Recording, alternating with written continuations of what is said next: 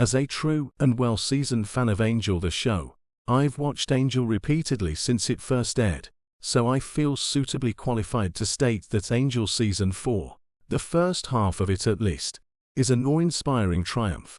Up until they kill the big bad beast in Angel's fantasy around the midpoint of the season, the whole show just flows from week to week in real time, a bit like the show 24, giving the first half of Season 4 an immense attraction for any die-hard fan because it's just so intense and beautiful. It's ironic, but the second half of the season I can in fact take or leave, and it really doesn't come anywhere near the dizzy heights offered by the first half of the season.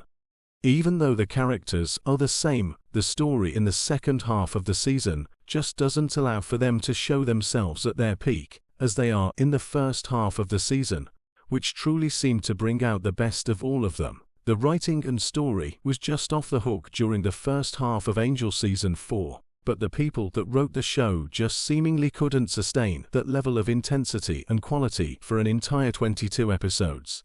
In actual fact, they should just have cut their losses and finished the season after those 12 episodes. Given that the writers didn't take the show into a radically different and new direction after we first kill the beast with the sword, which was what the show in fact badly needed at that point. They could have had Angel getting back with Cordelia like it was always meant to be, with everything being a lot happier and brighter, in a way more akin to the early seasons of the show, instead of dragging out the dark tones that we thought we had conquered when we killed the beast the first time in Angel's fantasy. After the intensity of the first 12 episodes of Angel Season 4, the show was in fact due for a drastic revamp, no pun intended. The first half of Angel Season 4 sees the characters really live up to the great writing and directing, and all of the characters really showcase the absolute best version of themselves, like I say, up until they kill the beast in Angel's fantasy. We'll get to why the season tailed off so badly in the second half, where it just seemed like without the big bad beast and the untimely introduction of an overweight Faith, the writing just seemed to meander.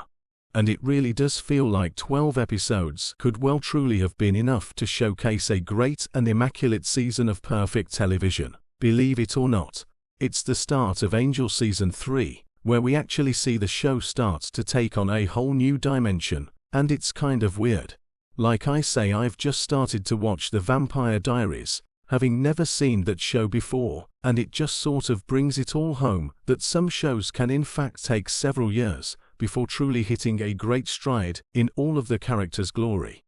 And this is certainly what happened to Angel as a show when it was airing and was being written and performed.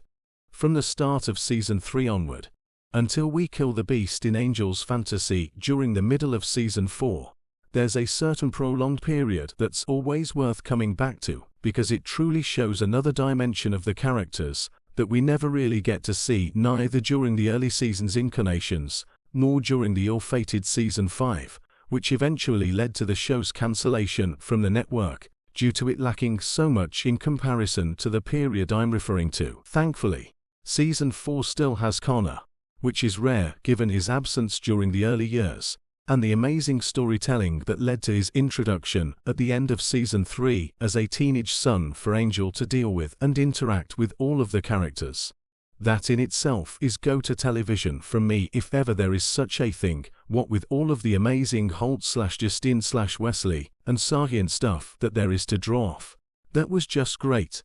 stuff in and of itself. Season 4 literally picks up right where the end of Season 3 left off, with the immediate resolution of the almighty cliffhanger we were left with at the end of Season 3, what with Angel being sunk to the bottom of the ocean by Connor and Justine in a coffin, and Cordelia, with the help of Skip, seemingly transcending to a higher plane or dimension of reality as a so-called higher being. I'll get into how the first episode, Deep Down, picks up right where Season 3 ends, with Wesley initiating a search for Angel at the bottom of the ocean, when I review that episode in a little more detail. The season starts with attempting to reassemble the gang before any kind of big bad is introduced for them to fight. Unlike Angel himself, who Wesley finds pretty easily, Cordelia's disappearance is a little more elusive, and the gang take a few more episodes to eventually bring her back into the fold and back into the scheme of things. But even then things have changed as she comes back from her higher dimension, having totally lost her memory, which conveniently includes having no thought or touch for how close her and Angel were at the end of Season 3 to finally getting it on and getting together at last. There's no room for such happy happenings as Cordy and Angel getting it on in Season 4, methinks. Or at least, it certainly appears that way. So ultimately everything that went on, in terms of their romance in Season 3, was for nothing. Yet more tragedy for Angel's poor heart to deal with. Once the gang is fully back together a few episodes in, albeit with the subtle changes that only the passing of time and inherent episodic narration can bring, we get the introduction of the big bad beast, and like I say, this really sees the season and show trigger into a higher gear or level of intensity that is really great even on rewatch, where you might have missed certain things upon your first viewing. For a first-time audience that have watched all of Angel up until this point, it really can be said that when the Fang Gang take on the beast and eventually have to bring back Angelus to defeat him, it really is television at its very best. At least in my humble yet honest opinion. My favorite character probably is Wesley. Having seen him first on Buffy Season 3, where he was introduced as the dorky, quirky new watcher for Buffy to bounce off of. Seeing just how far he has come by the time Angel Season 4 rolls around, his character arc overall is just a masterpiece. And the dare I say it English intensity that he contributes to Season 4, really, is the glue that underpins everything else that is going on. The first foray into exploring Wesley's dark side was in fact in the early Season 3 episode entitled Billy, where he gets possessed by the big bad of that episode and starts hunting Fred like a maniac. In that episode, he does eventually get back to normal,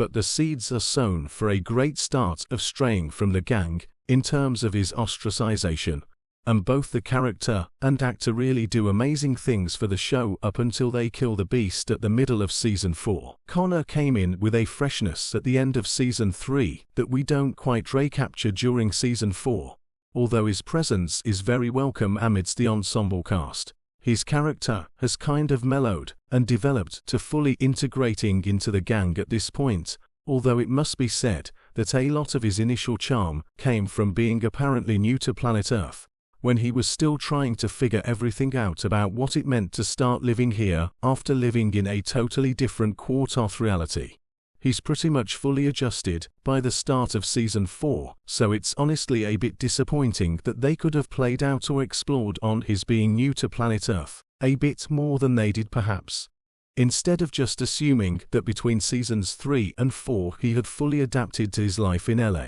it was an opportunity lost to tell some further great stories centered around Connor.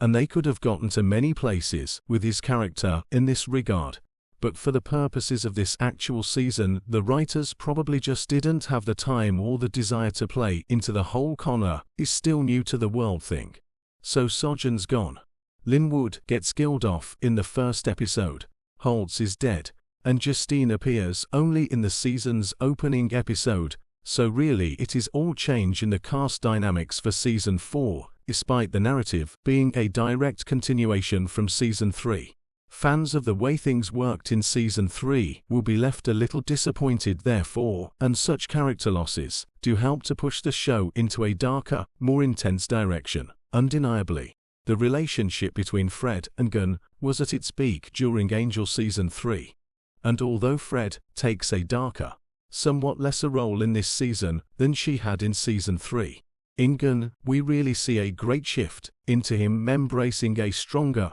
more ketone in the cast performance overall.